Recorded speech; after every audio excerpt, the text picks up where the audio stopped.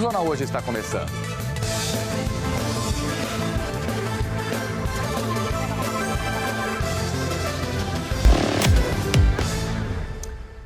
Dados do censo de 2022 mostram que a cidade de São Paulo tem quase 600 mil casas ou apartamentos desocupados, sem moradores fixos. A taxa de desocupação é de 12%. Está alta, de acordo com estudiosos do assunto. E ao mesmo tempo em que existe tanta casa vazia, São Paulo tem também 400 mil famílias sem uma moradia digna. O antigo hotel no centro de São Paulo é hoje uma ocupação onde vivem 230 famílias. Foi num dos apartamentos de 2 cômodos que a Patrícia criou sozinha os 3 filhos. Hoje, ela está reformando um dos quartos. Essa é a segunda vez que eu moro aqui. Eu morei aqui antes, saí, fiquei 1 ano pagando aluguel, mas eu já me vi na situação de ou eu pago aluguel ou eu dou comida para eles. Tem algumas privações que a gente passa. A vizinha Suzana é paraguaia, mora no Brasil há 8 anos e cuida dos pais idosos. Os patrões morreram na pandemia. Ela perdeu o emprego e ficou sem ter onde morar. Somos gente trabalhadora, que salimos à luta todo santo dia. Para a Prefeitura de São Paulo, o déficit habitacional na cidade é de 400 mil unidades. Ou seja, 400 mil famílias vivem em favelas, moradias precárias ou até mesmo nas ruas. Mas dados do Censo 2022 mostram que não faltam imóveis na cidade. São Paulo tem quase 5 milhões de apartamentos e casas e quase 589 mil estão sem moradores, o que representa 12% do total. O número de domicílios vazios é o dobro do registrado no censo de 2010.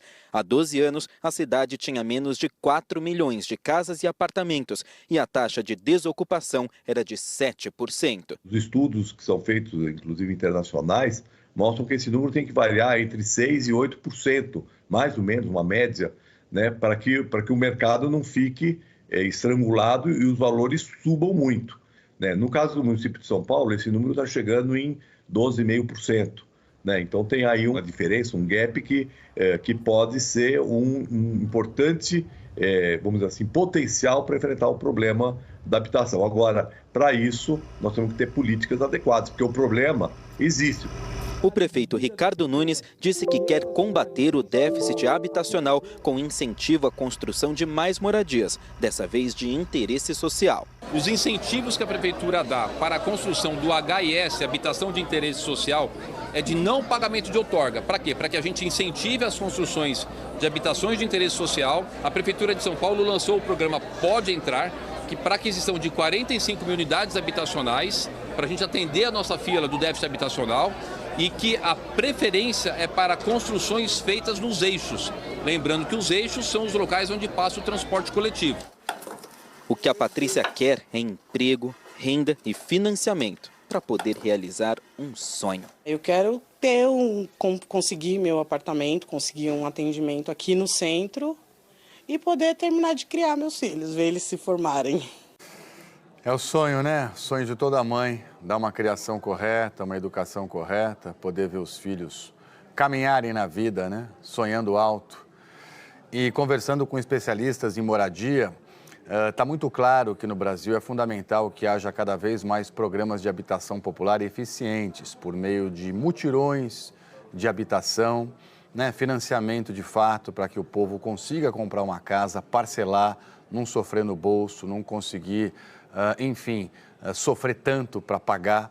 Então, são várias iniciativas, descontos de IPTU para quem reformar prédios abandonados, caindo aos pedaços e oferecer como moradia popular. Tem muitas iniciativas que os especialistas nessa área apontam como fundamentais para o país. E cabe, portanto, a quem governa, né? Prefeito, governador, presidente da República, ter de fato aí cada vez mais vontade de fazer moradia popular no Brasil. E tem um lado perverso, que são as pessoas, né, que infelizmente acabam tendo que ir para as ruas. E nessa época de frio, a situação fica mais complicada e a gente fica mais solidário a esse sofrimento. Tem mais de 280 mil brasileiros morando nas ruas. E por causa exatamente das temperaturas baixas que tem feito, especialmente na região centro-sul, As prefeituras de algumas cidades reforçaram o acolhimento neste período agora de inverno. Hoje, 2 capitais bateram recorde de temperatura baixa esse ano, Belo Horizonte e Rio de Janeiro. Na Serra Fluminense, também ficou gelado. A região serrana do Rio registrou as 2 menores temperaturas do país. A cidade de Miguel Pereira, com 1,5 grau, e Nova Friburgo, com 1,7. No Pico do Caledônia, a água virou gelo. Na cidade, os moradores tiveram que se agasalhar muito para enfrentar o frio. Tá de doer o osso. Aqui tá muito frio, mas é uma cidade bem agradável. Mas tem que vir preparado. Coberta, casaco, não pode fugir da luta não. Tem que ir agasalhada, não dá pra ficar dentro de casa. Tem que fazer a correria do dia a dia. São Paulo registrou a 2ª temperatura mais baixa deste ano, 10,3 graus. A prefeitura montou uma operação especial com ações de acolhimento. O café e o pão distribuídos de manhãzinha ajudaram a esquentar. Em Belo Horizonte, cedinho, já tinha fila. Todo ser humano, quando acorda, quer tomar um café, né? É de gente com fome e que enfrentou o frio à noite pelas ruas. Mesmo com as cobertas, tá frio demais. Eles estão no Restaurante Popular de Belo Horizonte, que oferece refeições de graça para a população em situação de rua. Desde maio, quando as temperaturas despencaram, o cardápio está diferente. Tem mais opções de pratos quentes, como caldos, sopas e mingau. Aqui a gente tem hoje a queimadinha, ela é feita com leite e o açúcar caramelizado. Um cafezinho assim, a queimadinha de manhã também é ótimo, entendeu? Combina mais com frio, né? Bem melhor, né? O levantamento mais recente do Instituto de Pesquisa Econômica Aplicada mostrou que 281 mil brasileiros estão morando nas ruas. BH bateu o recorde de frio nesta madrugada, com 8,9 graus. A prefeitura montou um plano para proteger a população de rua. Câmeras de segurança têm ajudado a monitorar as áreas onde eles costumam dormir. Se as equipes percebem alguém sem cobertor, mandam entregar. Já foram distribuídos cerca de 2.000 nos últimos dias. Os banheiros nos pontos de apoio também mudaram. Passando de 2 chuveiros para 5 no banheiro masculino e de 1 para 3 no banheiro feminino. Mais quentinho também? Bastante quentinho. As casas de passagem aqui de Belo Horizonte, que só recebem pessoas à noite, agora estão de portas abertas por mais tempo. Nas outras épocas do ano, a entrada é até às 8 horas. Mas nestas madrugadas geladas, a qualquer instante dá para pedir abrigo. A procura por estes pontos de acolhida cresceu 10% com a chegada do frio. Seu Alexandro veio de Natal e sofreu muito nas ruas antes de chegar à casa de passagem. Agora tem cama e chuveiro quente e espera uma vida nova. Estou acabando de receber agora a minha certidão de nascimento, onde vou conseguir a emissão de uma nova identidade para conseguir um emprego. É isso aí, né? Isso se chama resgate da dignidade. Tem muita gente morando em situação de rua, que não tem mais documento nenhum e as autoridades precisam ajudar, fazer mutirões, né, para poder devolver para essas pessoas essa dignidade. Porque é bem isso, com um documento na mão, com RG, com uma certidão de nascimento, a pessoa finalmente pode recomeçar a sua vida. Tiago Scheuer, bem-vindo e boa tarde. Tralli, obrigado. Boa tarde para você e para quem está com a gente no JH. Bom, você disse pra gente que a terça-feira ia começar bem gelada em algumas regiões e foi o que aconteceu, né? Pois é, a gente avisou ontem aqui, né, Tralli? Tanto em parte aqui do Sudeste quanto no Sul, as mínimas hoje ficaram bem baixas. Isso ainda é resquício daquela frente fria que passou nos últimos dias e aí deixou a massa de ar polar atuando no centro-sul do Brasil. Em Bom Jardim da Serra, em Santa Catarina, geou de manhãzinha e estava fazendo 0 grau às 8 horas da manhã. As imagens são bonitas, né? Apesar desse frio. É, são bonitas, mas até pinguim sai correndo, Tiago. Pode ser também. Escuta, tem capital que registrou a manhã mais gelada já? Teve. A gente viu, inclusive, na reportagem, né, Tralli, 2 capitais. Rio de Janeiro, confirmadíssimo, tá? No Rio, ó, 11,3 de temperatura, sensação na pele 10. BH também, 8,9, sensação 7. Curitiba e São Paulo também tiveram uma manhã bem fria. Em Curitiba, 9 graus e em São Paulo, 10,3 com sensação de 9. Aliás, eu estou falando de sensação, a sensação na pele ela é diferente da temperatura oficial porque acaba levando em conta vento. Então, quanto mais vento a gente sente, mais frio também. E aí esse vento, o termômetro normalmente não consegue captar, por isso que a temperatura no termômetro é um pouco mais alta. E o sudeste acabou ficando mais frio que o sul, você viu ali, porque a alta polar está numa posição que beneficia, então, a entrada desse vento mais gelado na região sudeste hoje. E aí no Rio de Janeiro, depois desse friozão de hoje cedo, que não era sentido, aliás, desde 1º de setembro do ano passado, agora à tarde as temperaturas já vão subir, chegam a 25 graus, sem chuva, essa linda imagem. Aqui em São Paulo também não tem chuva agora à tarde, só que apesar desse sol brilhando, você vê aqui ó, que a máxima só vai chegar aos 21. BH chega aos 25, Floripa aos 23, aí Campo Grande já dispara com 30 graus, 34 lá em Cuiabá, 29 em Goiânia, 36 em Palmas. Ou seja, para muitos lugares, que frio que nada. Frio só aqui na TV, né, Trag? Só olhando mesmo. É verão. É. Ô, Thiago, e tem alguma região do Brasil que tem chuva ainda hoje? Tem, aquela chuva que ainda está nas bordas do país, Trali. Chuva ainda vem mais forte em Roraima. Atenção para você que mora em Roraima, nessa área aqui no verde mais escuro. E também chuva caindo aqui no centro-norte do Pará, pegando boa parte do Amazonas, também do Amapá. E, ó, litoral do Nordeste ainda, tá? Esta chuva passando até o Rio Grande do Norte e descendo também até o litoral do Espírito Santo, nesses lugares mais isolados. No Recife, hoje, estão previstos apenas 5 milímetros de chuva, então ela vem bem isolada também. Vai fazer 27 graus no Recife. Agora, Aracaju, João Pessoa, São Luís e Macapá também estão na rota dessa chuva isolada, como você vê aqui no nosso telão, entre 5 e 10 milímetros. Só Boa Vista, então, com 25, é onde a chuva vem mais pesada de novo. Agora, no centro-sul do Brasil, a quarta-feira ainda vai ser gelada? Vai ser gelada, inverno, né, gente? Então, ó, o dia vai começar bem frio. Vamos dar uma olhada nas mínimas aqui, ó. 15 graus em Floripa, amanhã de manhã, 8 em Curitiba, 12 só no Rio, 9 em BH, 12 em Brasília e 17 lá em Campo Grande. E até o final de semana, São Paulo e Porto Alegre vão estar sim nas temperaturas, ó, subindo um pouquinho, principalmente à tarde. São Paulo chegando aos 27 no sábado. Porto Alegre dá essa queda, sabe por quê? Por causa de chuva, tá? Ela volta para o Rio Grande do Sul na sexta-feira com o avanço de uma nova frente fria e aí até domingo uns 90 milímetros de chuva para o Rio Grande do Sul. Vamos acompanhando e atualizando até o fim da semana aqui. Legal, Thiago. Obrigadão. Valeu, Trali. Boa tarde, até amanhã. Para nós, valeu, gente. Até amanhã. Estamos sempre juntos aqui. Com certeza. Organização Mundial de Meteorologia confirmou hoje que o fenômeno El Niño começou no Pacífico Tropical pela primeira vez em 7 anos. O que acontece é que esse fenômeno ele aumenta a temperatura da superfície da água no Oceano Pacífico, o que pode levar a condições climáticas extremas, como ciclones, chuvas fortes e secas severas. O ano mais quente já registrado, 2016, coincidiu com a presença do El Niño. O porta-voz da organização disse que existe uma grande chance de que os próximos 5 anos batam recordes de calor com o El Niño, potencializando o aquecimento global. Reforçou, portanto, a importância da prevenção para salvar vidas em caso de desastres naturais. A gente tem que cuidar bem desse planeta aqui, né? Força Aérea Brasileira e o Corpo de Bombeiros do Paraná retomaram as buscas por um avião de pequeno porte que sumiu ontem no litoral paranaense.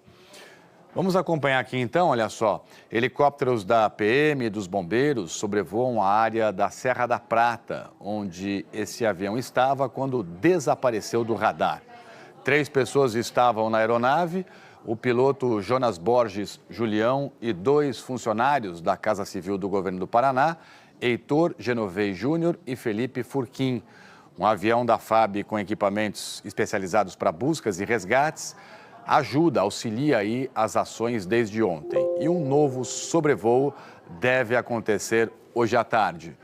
O avião saiu ontem de manhã do aeroporto de Umuarama, no noroeste do Paraná, e deveria pousar em Paranaguá, mas não chegou ao litoral do estado. A Polícia Civil de Mato Grosso prendeu hoje criminosos de roubar caminhonetes aqui no Brasil e vender ou trocar os veículos na Bolívia.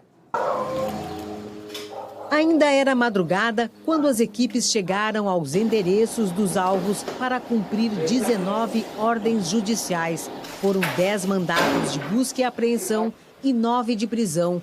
Os alvos são pessoas acusadas de participar de uma quadrilha que furtava caminhonetes de luxo em Cuiabá e cidades vizinhas. Segundo as investigações, a quadrilha era formada por núcleos. Um deles era responsável por alugar casas com quintal grande em bairros de classe média alta. Essas casas eram usadas para deixar os veículos furtados por alguns dias para despistar a polícia. Neste período, era feita a adulteração das placas. Nesta casa alugada por um dos suspeitos, foram encontradas 2 caminhonetes furtadas. A polícia de Mato Grosso afirma que a maioria dos carros era levada para a Bolívia. Lá, os veículos eram vendidos ou trocados por drogas. Como a gente tem uma demanda aí, né, que é antiga já, desse tipo de veículo na Bolívia, isso aí favorece aqui que o aumento dos furtos aqui, né? Em Cuiabá e Várzea Grande, né? Devido à proximidade e devido à alta quantidade desse tipo de veículo que tem aqui, né?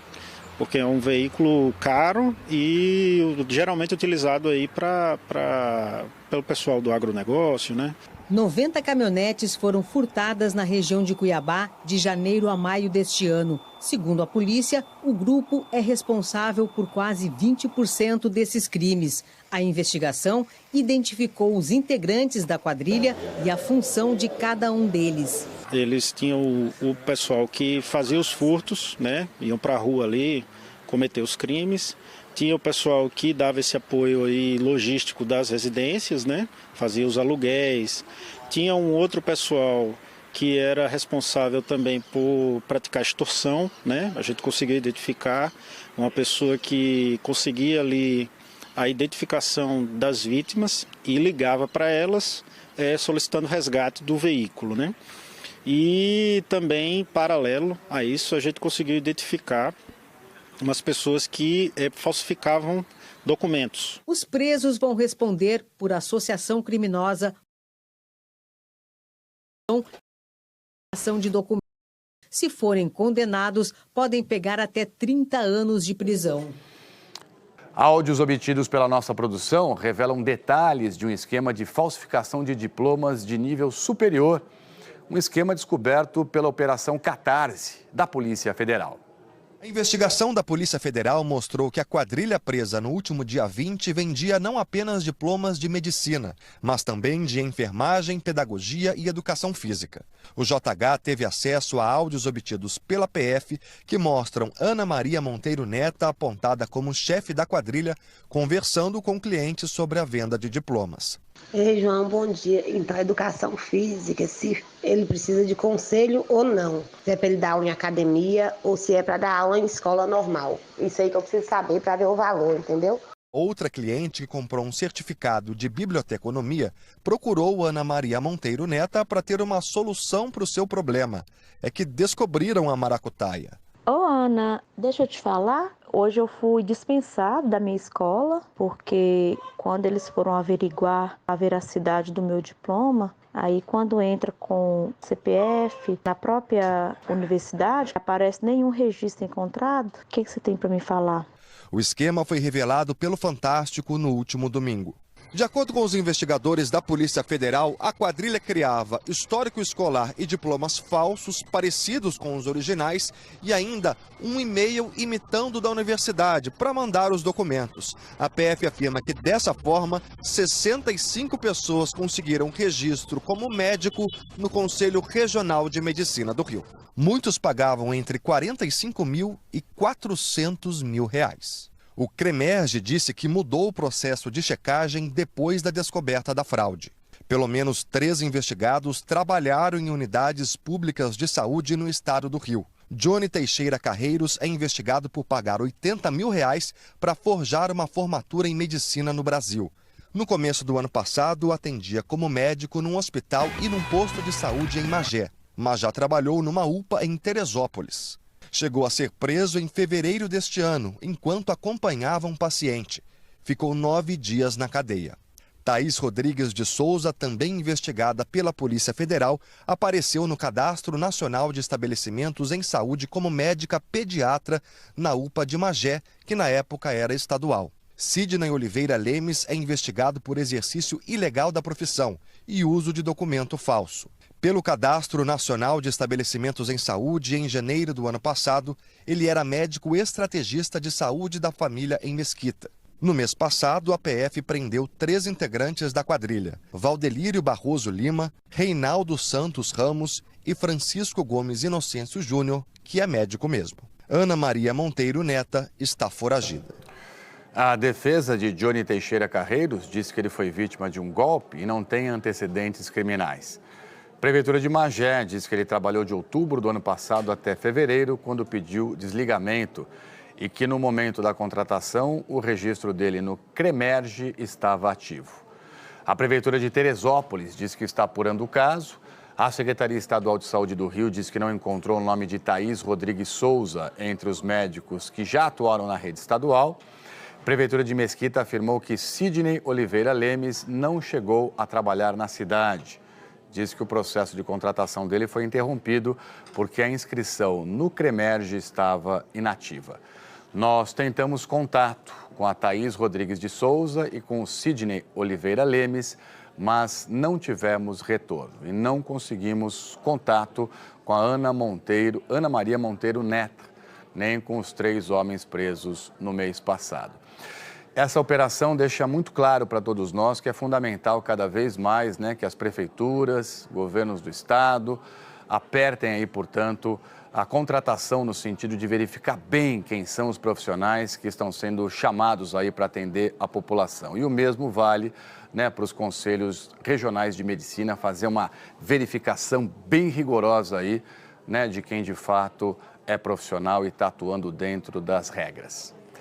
Um palestino atropelou, olha só, e atacou pedestres israelenses hoje em Tel Aviv. 8 pessoas ficaram feridas e o autor do atentado foi morto.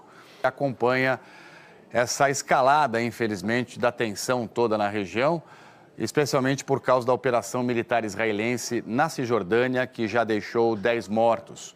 Felipe, boa tarde para você, obrigado pela presença. A ONU já se manifestou em relação a essa crise toda lá no Oriente Médio? Oi, Trali, boa tarde para você, boa tarde a todos. Sim, a Organização das Nações Unidas se disse alarmada com a escala das operações israelenses em Jenin. Do Escritório para Coordenação de Assuntos Humanitários disse que além dos 10 dos prefeitos, Macron anunciou um projeto de lei urgente para acelerar a reconstrução dos prédios, equipamentos públicos, ônibus e também dos trens que foram destruídos. Desde que um jovem de 17 anos, filho de argelinos, mostra o universo dos surdos profundos. Durante 9 meses eu cantava, falava com ele e nesse exame constou que ele não escutava nada. Cada 1000 crianças que nascem, 1, 2 vai ter surdez, a nível de precisar do implante coclear. Eu acordo ele e quanto mais estímulo que dá para a criança usuária de implante coclear, mais é desenvolvido a audição. Vocês têm vontade de colocar implante na filha de vocês? Eles escolheram não colocar. No futuro, quando ela crescer, se ela quiser, ela pode colocar. Hoje, depois de Aruanas, do Profissão Repórter. Veja isso, um cachorro treinado pela Polícia de São Paulo, em São José dos Campos, tem ajudado nas investigações de homicídio. E o exemplo do cão Mani pode ser replicado em outros estados.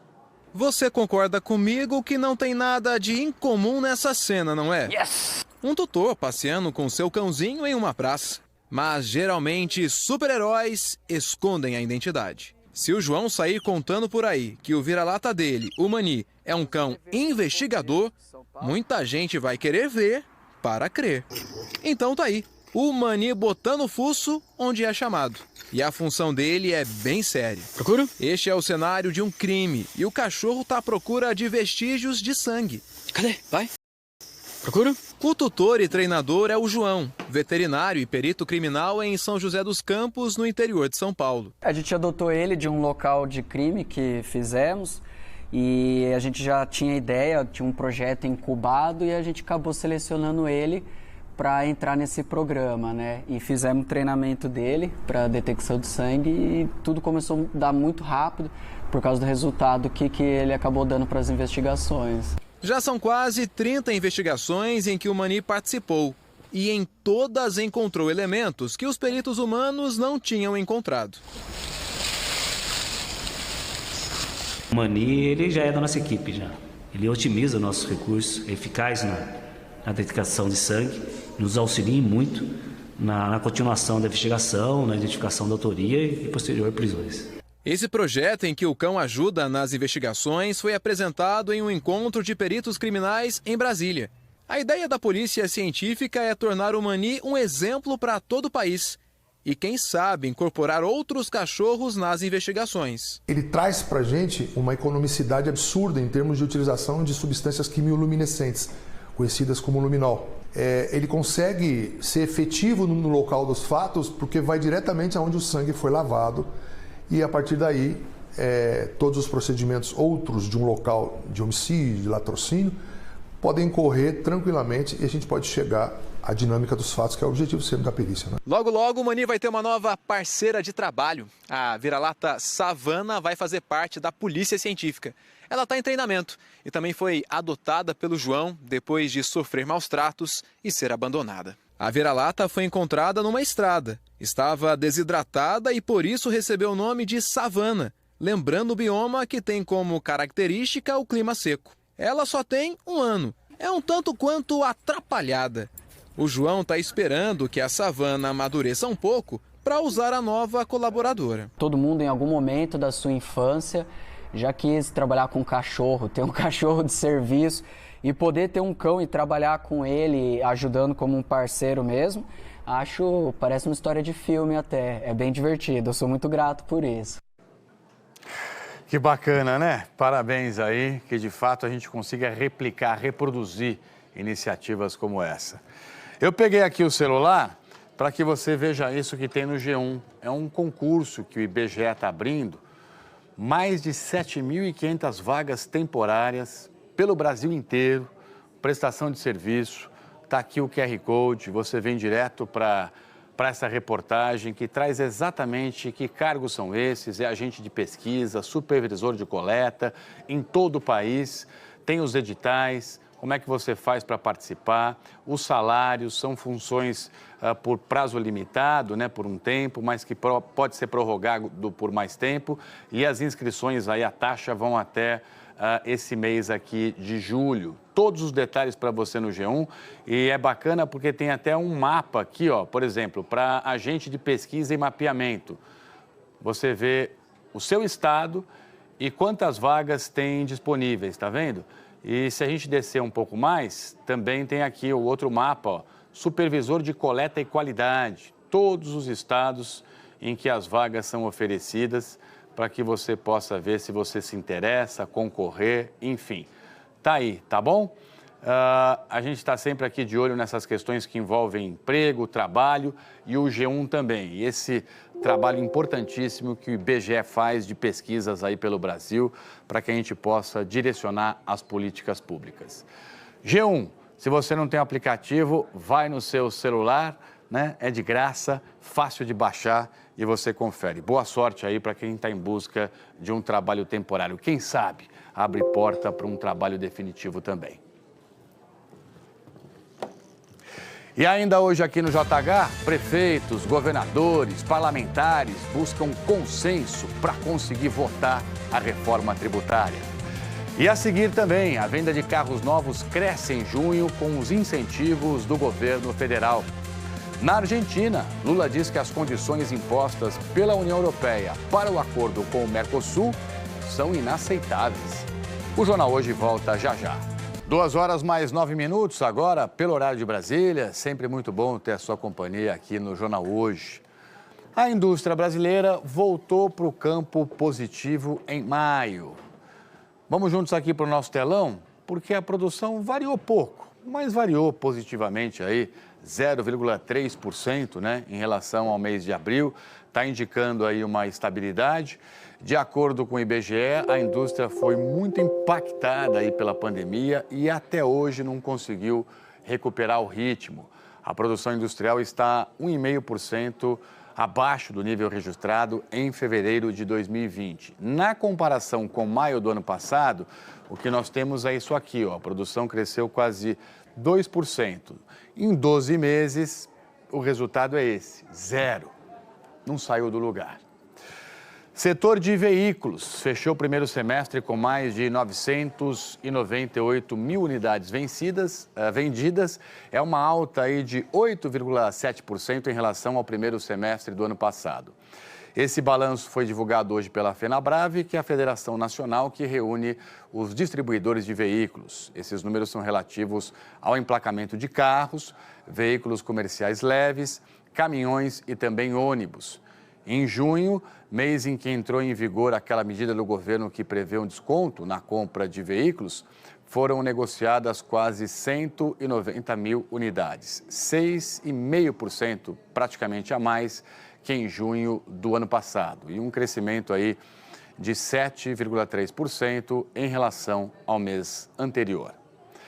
A Comissão de Assuntos Econômicos do Senado aprovou as indicações de Gabriel Galípolo para a diretoria de política monetária do Banco Central e de Ailton de Aquino Santos para a diretoria de fiscalização do BC. Agora, esses nomes precisam ser aprovados no plenário do Senado. Arthur Bernardi, ao vivo de Brasília, traz os detalhes. Arthur, muito bem-vindo. Boa tarde para você aí. Tudo bem, Tralli? Obrigado. Uma ótima tarde a todos. A sessão aqui no plenário do Senado deve começar às 4 horas da tarde. Durante a manhã, na sabatina, na Comissão de Assuntos Econômicos, os relatores, senadores Otto Alencar, do PSD, e Espiridião Amin, do Progressistas, apresentaram relatórios favoráveis aos nomes escolhidos pelo governo. O economista Gabriel Galípolo, indicado para a diretoria de política monetária do Banco Central, foi aprovado por 23 votos sim e 2 votos não. Galípolo, ex-secretário executivo do Ministério da Fazenda, pontuou que o Brasil vive um momento favorável economicamente.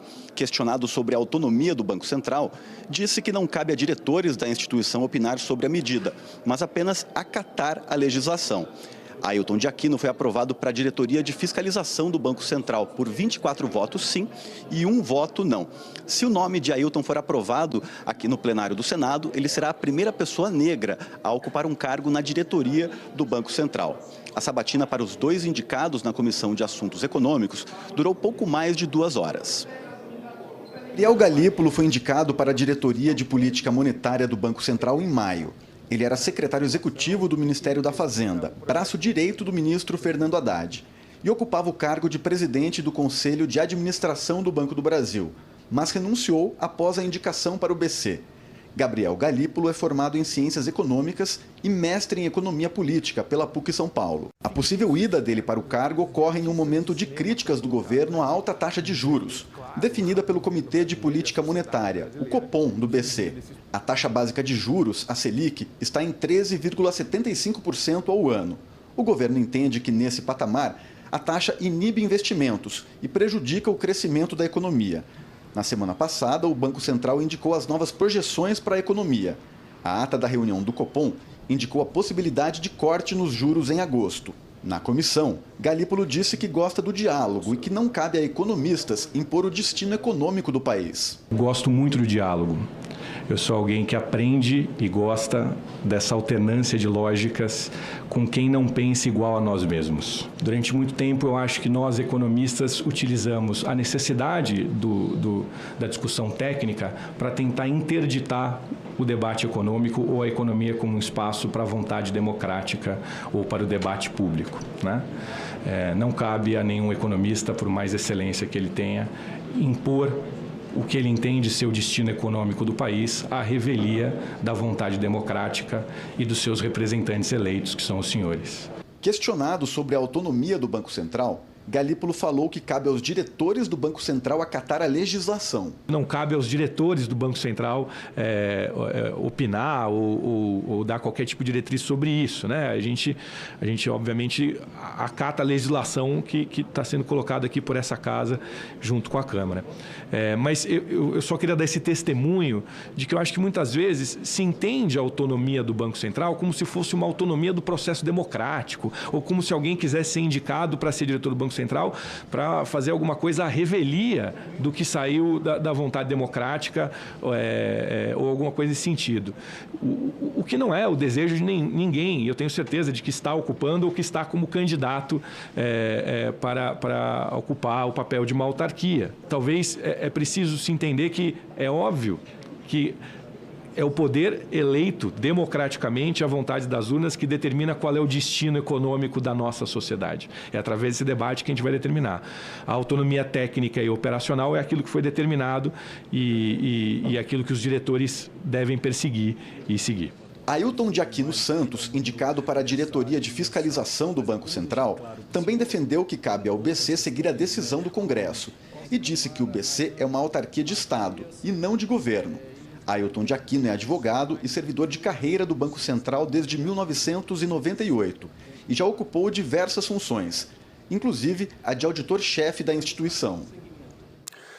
2h16 agora pelo horário de Brasília. Governadores, prefeitos, parlamentares se reuniram hoje na capital federal para tentar chegar a um consenso, um acordo em relação à reforma tributária.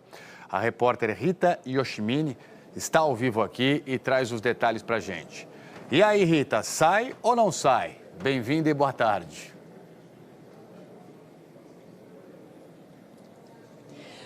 Muito boa tarde, Tralha. Obrigada pela gentileza com que você sempre recebe os repórteres aqui no JK.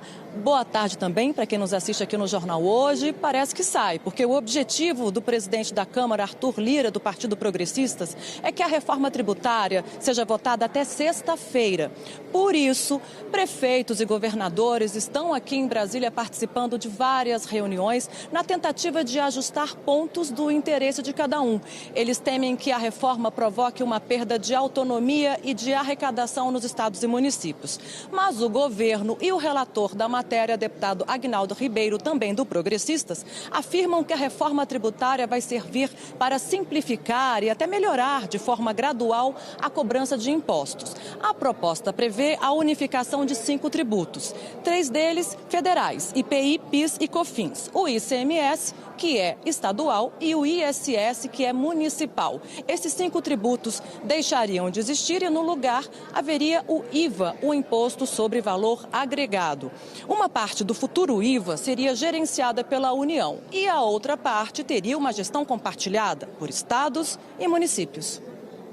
O deputado Aguinaldo Ribeiro, do Progressistas, veio a uma reunião na Confederação Nacional dos Municípios e afirmou que está conversando com todas as partes. A ideia é chegar num acordo bom para todos. É a arte do diálogo, né? De saber ouvir, né? E, lógico, a gente poder construir aquilo que é melhor para a federação, que é o que nós estamos buscando, né? Toda essa construção é feita ouvindo os municípios, ouvindo os estados, então nós estamos construindo isso aí com todos, né? Tem que primeiro preservar os princípios do IVA. Então isso nós não vamos abrir mão de preservação. Governadores de 8 estados se reuniram hoje no Ministério do Desenvolvimento e logo mais eles voltam a se encontrar para discutir a reforma. A reforma ela toca em diversos pontos, acho que é majoritariamente acertado, o conceito todo bastante acertado. É claro, agora, como a gente vai sair de um sistema em que você tem uma autonomia maior de estados e municípios para um modelo em que a gente tem, abre-se mão de parte dessa autonomia em nome de uma melhor organização do sistema tributário. É importante votar bem na Câmara, né, para que a reforma chegando ao Senado, ela não pare.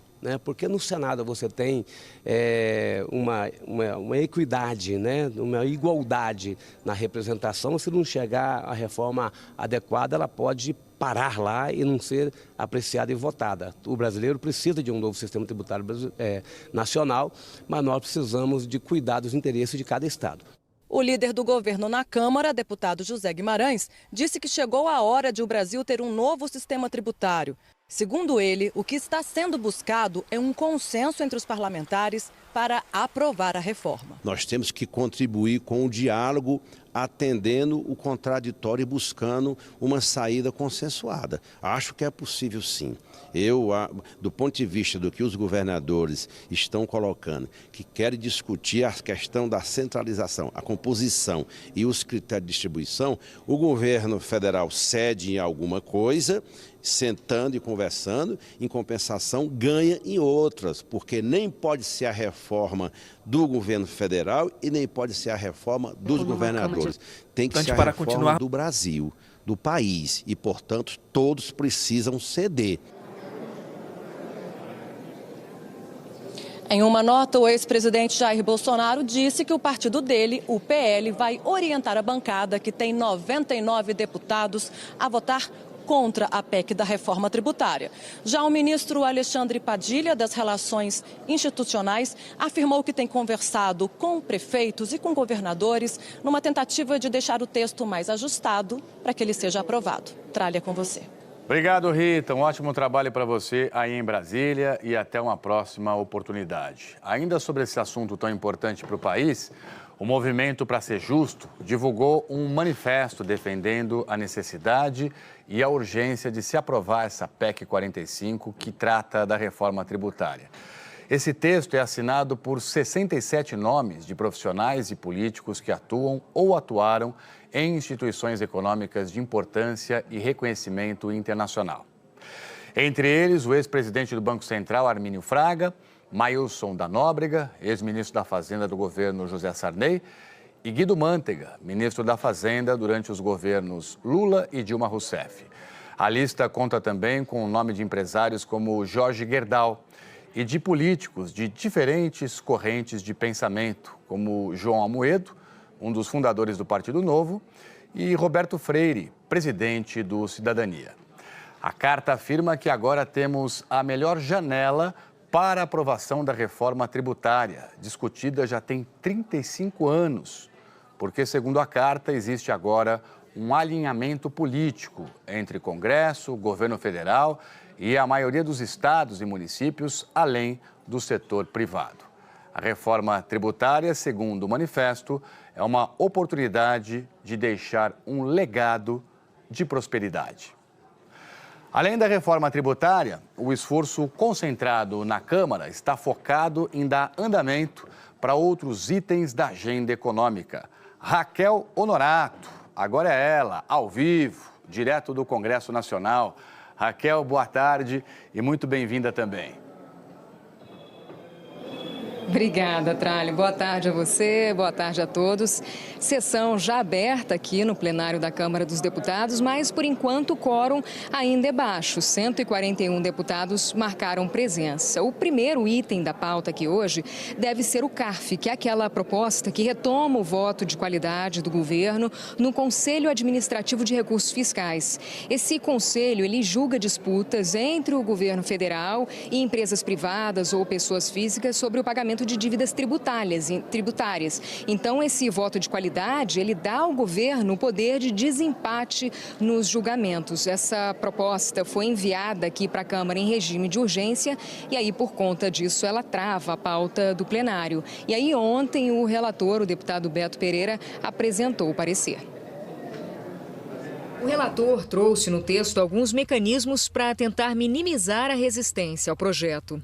Pelo texto, quando o contribuinte perder a causa, a multa e os juros serão cancelados, desde que o valor principal seja quitado em até 90 dias. O projeto prevê ainda o parcelamento da dívida. E o relator também ampliou de 30 para 90 dias o prazo para inscrição do débito do contribuinte na dívida ativa da União. O CARF, o Conselho Administrativo de Recursos Fiscais, é a última instância que julga disputas entre os contribuintes e a Receita Federal. O voto de qualidade dá poder de decisão ao representante da Fazenda, no caso o governo, para o desempate nos julgamentos. E uma alteração feita em 2020 tirou do governo o poder final de decisão. Para o setor produtivo, voltar agora com voto de qualidade do governo é um retrocesso. A Frente Parlamentar da Agropecuária disse em nota que o governo federal não deve tentar promover a arrecadação a qualquer custo.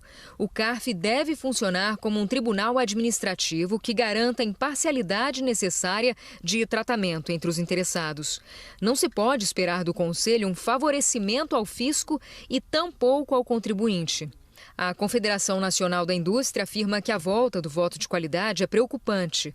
A CNI entende que a regra atualmente em vigor, que não prevê o voto de desempate do fisco, havia sido um passo importante para alcançar maior equilíbrio no tratamento dado aos contribuintes e ao fisco nas discussões sobre matérias tributárias que estão no âmbito administrativo.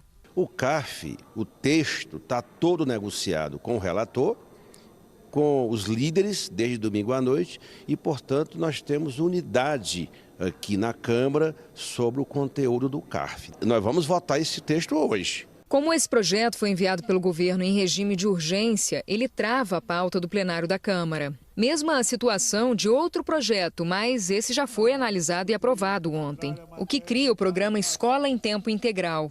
O objetivo do governo é ampliar em 1 milhão as vagas nas escolas do ensino básico de todo o país. O texto segue agora para a votação no Senado. Destravando a pauta, a expectativa da base do governo no Congresso é buscar entendimento até quinta-feira à noite, para votar até sexta os 2 principais projetos da agenda econômica, o arcabouço fiscal e a reforma tributária. A pedido do presidente da casa aqui, o deputado Arthur Lira, os líderes estão focados nessa agenda econômica. E aí a orientação é para que os temas sejam pautados conforme os deputados sinalizem que há margem, para aprovação. Alguns líderes aqui no Congresso estavam dizendo hoje que a negociação é para que seja votado hoje o CARF, também a nova regra fiscal, o chamado arcabouço fiscal, e ainda o projeto que recria o programa que compra alimentos da agricultura familiar para aqueles programas de segurança alimentar e para as escolas públicas de todo o país. Lembrando que por conta desse esforço concentrado aqui na Câmara dos Deputados nessa semana, as comissões não estão funcionando.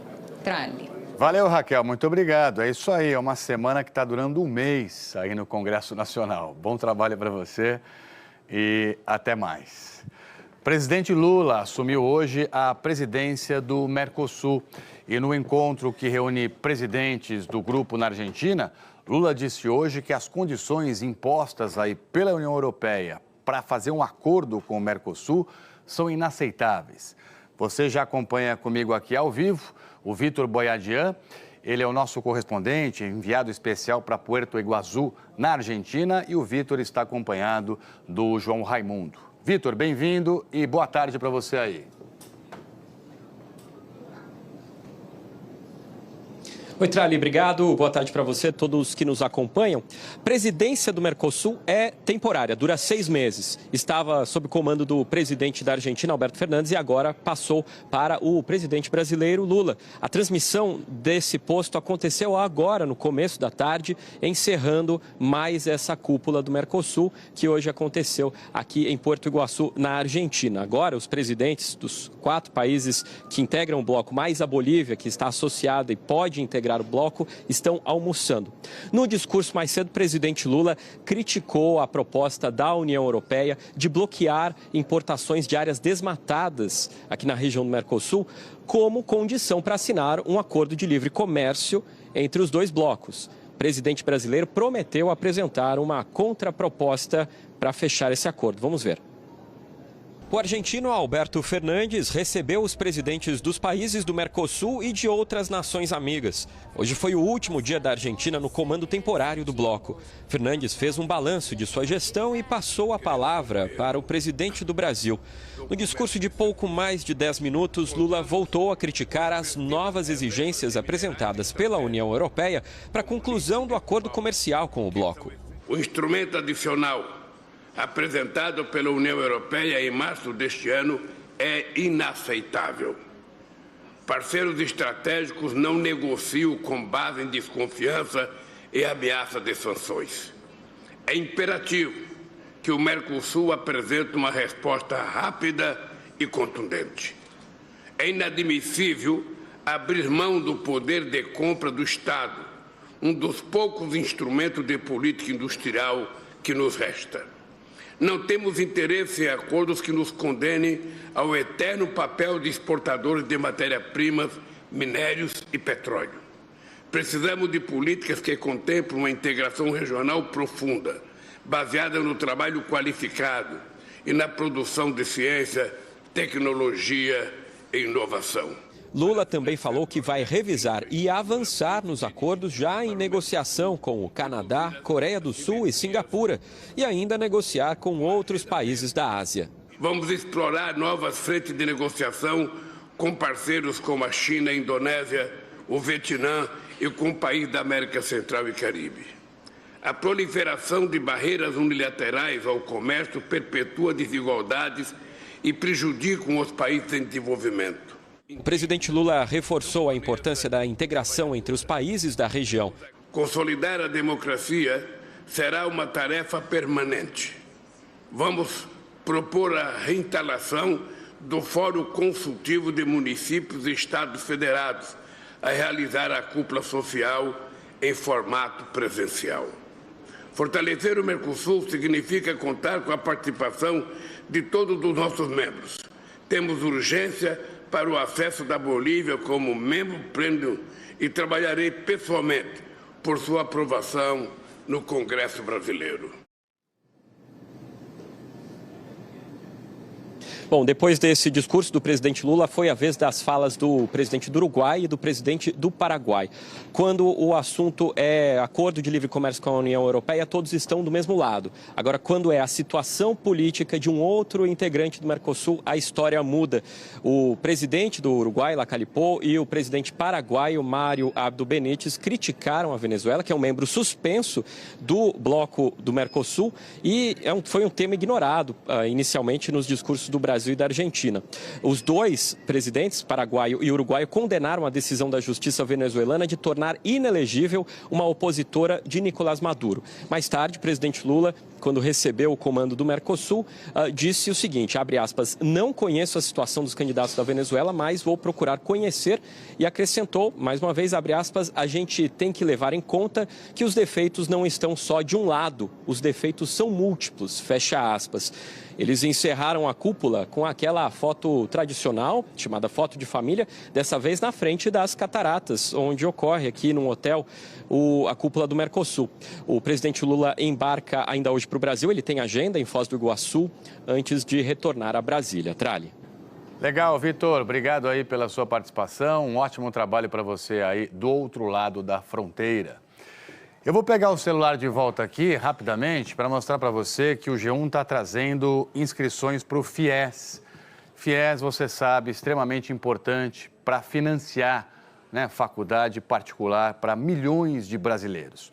Então está aqui, QR Code, vem para essa prestação de serviços. Até sexta-feira, agora dia 7, é possível fazer inscrição então em 3 opções de cursos em instituições privadas. Tem todas as regras aqui para você, como é que você faz para se inscrever, que documento é necessário, cronograma, aquele jeito especial que o G1 prepara tudo aqui para você não perder nenhum detalhe. Se você não tem o aplicativo do G1, baixa no seu celular, é de graça e você confere essa prestação de serviços sobre o FIES. A seguir aqui no JH, seleção feminina de futebol já está na Austrália para disputar a Copa do Mundo. Nós voltamos já já com os detalhes e muito mais. 2h mais 37 minutos, pelo horário de Brasília, estamos de volta, sempre ao vivo com você aqui no JH. E olha só, a seleção feminina de futebol já está na Austrália para a disputa da Copa do Mundo, que começa daqui a 16 dias. O repórter Marcelo Currege acompanhou a chegada das nossas jogadoras. Olá, a seleção brasileira comandada pela técnica sueca Pia Sundhage já está em solo australiano e aqui na cidade de Gold Coast, na costa leste do país. Por sinal, o lugar onde o Brasil deve ficar durante boa parte da Copa do Mundo da Austrália e Nova Zelândia, que começa no dia 20 de julho, com o Brasil estreando no dia 24, aí em outra cidade um pouco mais afastada daqui, Adelaide, lá para o sul, contra a equipe do Panamá. Mas até lá, ainda há muito trabalho a ser feito. Um período de preparação que se concentra nesse hotel 5 estrelas, com toda a estrutura para treinos para a seleção brasileira. Amanhã, quarta-feira, aqui na Austrália, as jogadoras da seleção terão um dia de folga para se acostumarem com o fuso horário, que é muito diferente. São 13 horas à frente do Brasil, portanto, o corpo demora um pouco a se acostumar. E aí, as jogadoras da seleção brasileira até fizeram um voo todo trabalhado nesse sentido. Comeram na hora certa, não podiam dormir na hora em que queriam e por causa disso fizeram uma festa danada para ficarem acordadas. Todas aqui chegaram com olheiras por causa desse voo de 24 horas até chegar à Austrália, passando pelo Tahiti. Elas fizeram uma escala nesse país, mas é claro, felizes porque o clima está muito bom para esse início de trabalho por aqui. Eles já tentaram acostumar a gente no horário daqui, não do Brasil, mas foi bem difícil, confesso. Quando foi a hora de manter acordada, que veio o pessoal me acordar, eu falei, ó, vamos pra lá que eu quero dormir. Mas aí a gente sabe que é pro nosso melhor, pra gente poder acostumar aqui e chegar aqui na melhor maneira possível, né? Já que a viagem é tão cansativa. É, do outro lado do mundo, né? Ainda bem que elas têm agora um pouco mais aí de 2 semanas para se adaptar com o fuso horário, para entrar no ritmo da Austrália, né? E para brilhar nos campos. Estamos todos aqui na torcida pela nossa seleção feminina.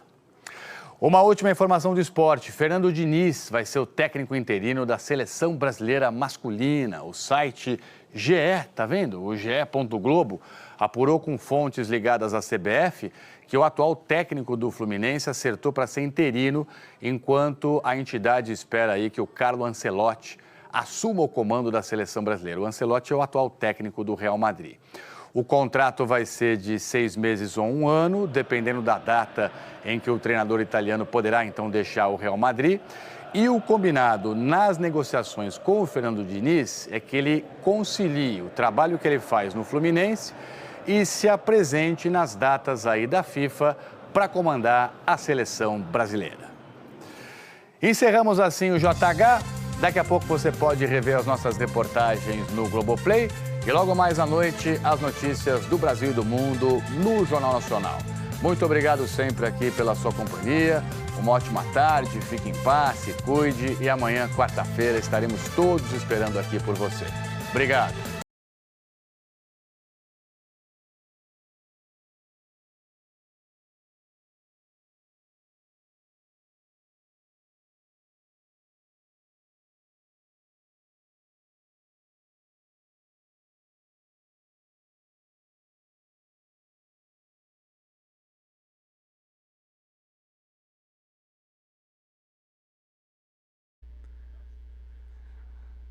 Fala pessoal, você que ainda não faz parte da nossa comunidade e está perdendo as notícias do jornal hoje aí, do mundo da política, do mundo das notícias do Brasil e do mundo aí, né, a todo momento, se inscreve no canal aí, ativa o sininho que não perde nada, beleza? Bom, na reunião então com governadores, né, o Lira busca mitigar, né, o descontentamento aí dos estados com a reforma tributária, né, notícia que você vai acompanhar aqui agora no nosso canal. Bom, o embate entre os estados gira em torno aí da possível criação do Fundo de Desenvolvimento Regional como compensação pelo fim dos benefícios fiscais. O ministro da Fazenda, Fernando Haddad, afirmou que o valor do fundo está em negociação. O encontro entre governadores e o presidente da Câmara, Arthur Lira, está previsto aí para acontecer na residência oficial da Câmara e deve durar aí cerca de 2 horas.